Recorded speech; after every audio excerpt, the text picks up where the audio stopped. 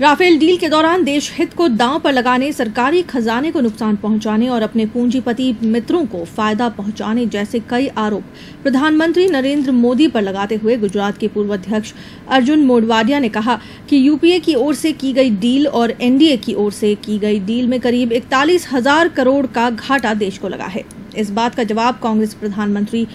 नरेंद्र मोदी और देश की रक्षा मंत्री निर्मला सीतारामन से मांग रही है, लेकिन कोई जवाब देने को तैयार नहीं। प्रेस वार्ता के दौरान मोढवाडिया ने पत्रकारों को बताया कि प्रधानमंत्री ने इमरजेंसी खरीद का कहकर राफेल की डील की, लेकिन हकीकत यह है कि भारतीय वायुसेना के लिए आवश्यक लड़ाकू जहाजों की संख्या 126 से घटाकर 36 कर दी और पहला जहाज सितंबर 2019 में आएगा और अंतिम जहाज वर्ष 2022 में आएगा, जबकि 2015 के अप्रैल में लड़ाकू जहाज खरीदने का फैसला करने के 8 साल बाद ये लड़ाकू जहाज वायुसेना को मिलेंगे। तो ये इमरजेंसी खरीद कैसे हुई? 126 जो जेट फाइटर प्लेन राफेल का था उनका सौदा किया था। 18 प्लेन उसमें से रेडी टू फ्लाई कंडीशन में आना था और एक प्लेन की कॉस्ट थी वो 526 करोड़ थी और 108 जो प्लेन थे वो हमारे हिंदुस्तान एरोनॉटिक्स कंपनी जो भारत सरकार की कंपनी है, जो उन्होंने तेजस फाइटर बनाया है, उनके साथ ट्रांसफ़र ऑफ टेक्नोलॉजी से वहाँ बनाना। लेकिन मोदी जी की सरकार आई और आने के बाद तुरंत ही उन्होंने ये सौदा रद्द कर दिया और एक प्लेन जो यूपीए सरकार के वक्त में उसका 526 करोड़ तय किया गया था, उनका 1670 करोड़ प्राइस तय करके उन्होंने 36 प्लेन का ऑर्डर दिया। 41,000 करोड़ का भारत को नुकसान करवाया। इतना ही नहीं, जो हिंदुस्तान एरोनॉटिक्स कंपनी को 36,000 करोड़ का ऑफसेट बनाने का जो ऑर्डर मिला था वो रद्द कर दिया गया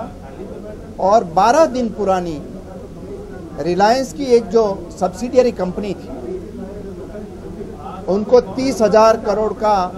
ऑफसेट बनाने का कॉन्ट्रैक्ट और 1 लाख करोड़ का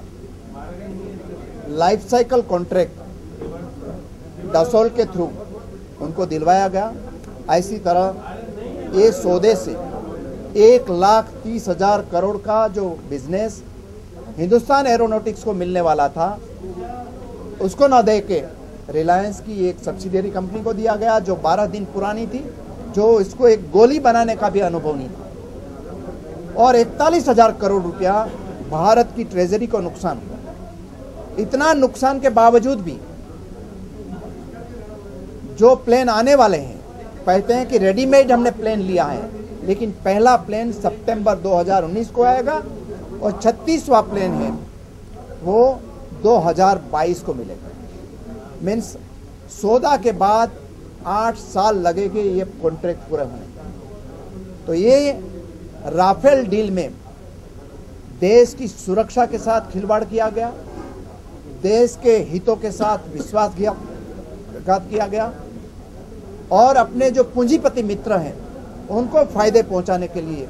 अरबों खरबों का भारत को नुकसान पहुंचा गया।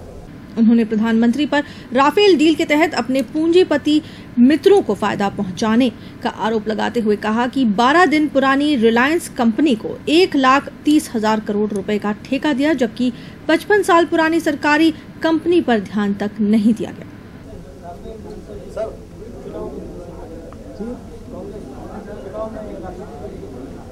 ये देखो, ये चुनावी मुद्दा नहीं है,